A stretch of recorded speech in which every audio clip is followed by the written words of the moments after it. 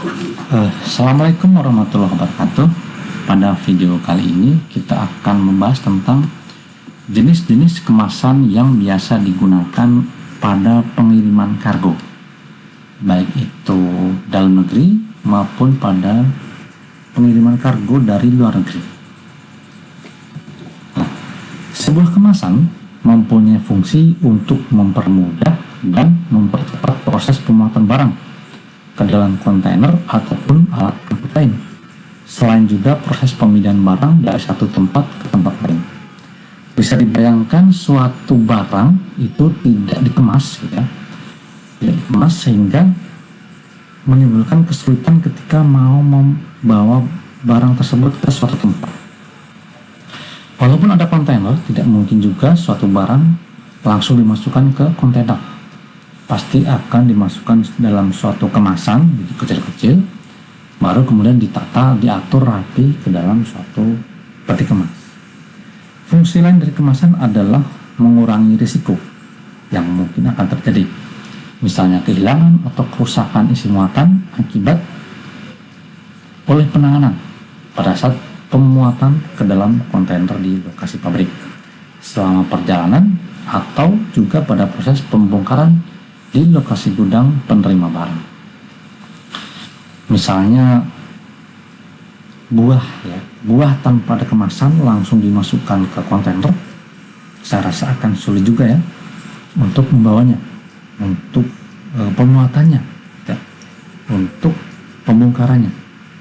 Kalau dimasukkan ke dalam karton misalnya ataupun palet, maka akan dibantu dengan forklift ya, ketika masukkan, mengeluarkan dari kontainer.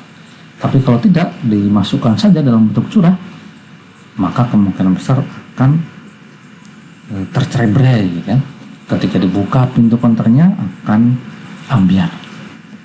Nah, kemasan yang pertama adalah kemasan bag atau bisa disebut sebagai karung gitu ya, kantong gitu. Nah, jenis kemasan bag ini berupa kantong yang bisa terbuat dari kraft, paper ya, atau gunny bag, plastik bag maupun polypropylene bag ya, sangat macam-macam.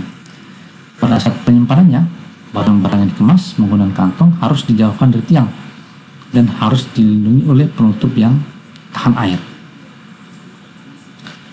Ada beberapa contoh barang yang biasa dikirim atau dikemas dengan menggunakan kantong. Misalnya semen ya, kemudian biji kopi, kemudian beras ya, biji-bijian yang lain dan sebagainya. Nah, jenis kemasan yang kedua adalah bale ya. Kalau kita browsing, tulis di Google kata-kata BALE, maka yang muncul adalah pemain bola ya. Nah, ini bukan tentang pemain bola, tetapi inilah jenis kemasan yang disebut dengan bal. Secara umum kemasan bal terbuat dari gunny bag ataupun polypropylene bag yang kemudian diikat dengan metal band atau plastik sekitar 4-6 buah. Nah, beberapa contoh barang yang biasa dikemas dengan bel biasanya seperti karpet ya, katun atau kapas, kemudian karet atau rubber, skin atau kulit ya, biasanya hanya di press kemudian diikat, wood pulp, wool maupun tembakau ya. Pada gambar ada contoh ya, itu ada contoh tembakau yang dikemas dalam bentuk bal. Nah, ini juga termasuk bal ataupun karung besar gitu ya, jumbo bag ya, jumbo bag, dimana dimuat ke dalam suatu kapal. Ini kapal jenis mineral kargo ya, dia tidak dimasukkan dalam kontainer melainkan dari truk masuk ke dalam satu kapal. Kemasan ketiga berupa karton. Nah, bahan yang biasa digunakan untuk membuat karton adalah corrugated paper diperhatikan bahwa kemasan karton itu harus disimpan dalam tempat yang kering dan tidak boleh terkena basah ya. Tidak boleh juga ditempatkan di dekat dinding kapal yang dapat mengeluarkan keringat atau menimbulkan basah. Barang-barang yang biasa dikemas dalam karton seperti garment, sepatu, ya, benang, produk konsumsi lainnya. Banyak sekali kegunaan karton ya, dari mie instan sampai sepatu sampai paku, hampir semua barang dikemas dalam karton. Kemasan karton mempunyai ukuran yang berbeda-beda tergantung dari jenis barang yang ada di dalamnya. Kemasan berikutnya adalah case ya. Bentuk kemasan ini sama dengan kemasan karton, tapi terbuat dari kayu atau plywood. Dalam penyimpanannya, peti yang berat sebaiknya ditaruh di bawah. Jangan menempatkan peti yang ringan di area paling bawah, karena akan merusak kemasan dan isi kemasan. Nah, biasanya kemasan case ini sudah dilengkapi dengan kaki ya, yang memudahkan forklift untuk mengambil. Ya, jadi ada lubang forklift itu seperti dikasih palet gitu ya. Kadang-kadang paletnya sendiri, kadang-kadang palet ini menyatu dengan kayu atau plywoodnya. Nah, contoh barang yang menggunakan peti biasanya adalah mainan anak ya, gelas ya, perabot rumah tangga, mesin dan sebagainya. Jadi biasanya barang-barang yang memang perlu ukuran yang besar, agak besar gitu ya, dibanding dengan karton. Nah, kemasan berikutnya adalah crate atau skeleton crate. Kemasan ini terbuat dari kayu yang mempunyai rangka. Nah, hampir mirip dengan case yang tadi, sama-sama dari kayu, kadang-kadang plywood. Namun untuk ini biasanya ada rangkanya. Ini untuk memuat barang-barang yang sedikit lebih besar atau lebih berat daripada dimasukkan dalam case ataupun karton.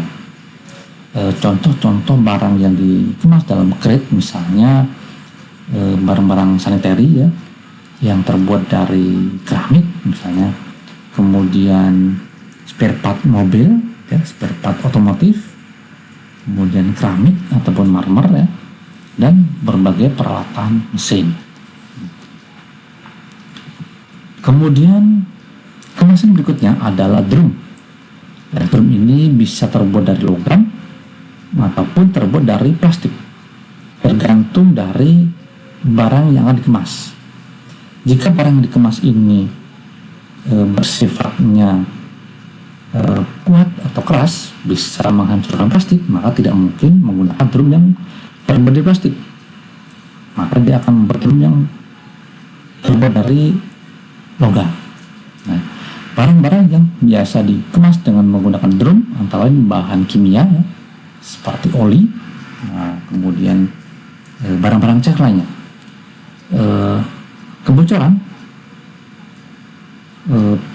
Kebocoran terhadap penggunaan drum ini sangat berbahaya ya, biasanya karena ini bahan kimia, dapat mengakibatkan pencemaran pada barang-barang di sekitarnya.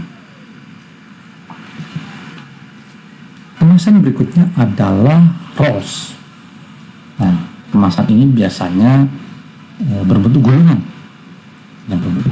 Misalnya besi dalam bentuk gulungan. Nah, kemudian dia akan dikuatkan dengan adanya karton keras ataupun plastik. Kemudian diikat dengan tali yang terbuat dari logam. Ya. Pada saat penyimpanannya, biasanya kemasan ini ada di paling atas. Soalnya kalau di bawah kemudian diberikan barang lain di atasnya, itu menjadi tidak pas gitu ya, atau tidak menyatu karena bentuknya yang bulat atau rolls. Dan biasanya barang-barang rolls ini ada tekstil, ada kertas, ada kawat, ada kabel, juga bisa lembaran besi yang digulung. Kemudian kemasan berikutnya adalah loose cargo atau piece ya. Loose cargo ini barang-barang yang disimpan secara tersendiri atau tidak mempunyai kemasan khusus, misalnya lembaran plat baja, ya, kemudian mobil, nah kemudian atau mungkin juga ban, ya. Biasanya di kapal barang-barang seperti ini tidak dimasukkan ke dalam kontainer, biasa menggunakan general cargo ship, ya. Nah, jadi dia bisa ditaruh di bawah, kemudian ditumpangi dengan barang-barang yang lain. Nah, mobil juga bisa di luar kontainer, bisa dimasukkan ke dalam kontainer. Pengemasan yang lain bisa digunakan dengan menggunakan kontainer atau peti kemas, ya. Kontainer ini akan mempermudah dan mempercepat proses pengiriman dari kapal ke dermaga dan sebaliknya. Selain itu juga dapat mengurangi risiko kehilangan atau kerusakan barang pada saat bongkar muatnya. Nah, kemudian ada kargo yang berjenis heavy lift cargo. Ini biasanya muatan yang berat, tidak praktisnya atau persatuan barangnya bisa lebih dari 1 ton atau bahkan ratusan ton. Bisa juga karena ukurannya yang sangat besar, ya, baik lebar maupun tingginya. Bisa juga disebut dengan oversize cargo, sehingga dia tidak dimasukkan ke dalam suatu kemasan khusus, ya. Jadi dia membutuhkan peralatan loading yang khusus, tambahan proses pengemasan dan ruang penyimpanan yang lebih daripada umum. Biasanya barang-barang ini misalnya seperti pipa, kemudian peralatan alat berat, kemudian kabel, ya, kemudian mesin-mesin, mobil, dan sebagainya. Ya, ini adalah contoh barang yang heavy lift dan oversize, ya. Nah, terakhir barang yang dikemas berupa behwa, ya. Ini mempunyai aturan tersendiri, ya. Dia harus mengikuti aturan dari IATA ataupun aturan dari negara-negara yang bersangkutan. Nah, demikian beberapa contoh pengemas yang digunakan atau lazim digunakan dalam perdagangan internasional. Terima kasih. Wassalamualaikum warahmatullahi wabarakatuh.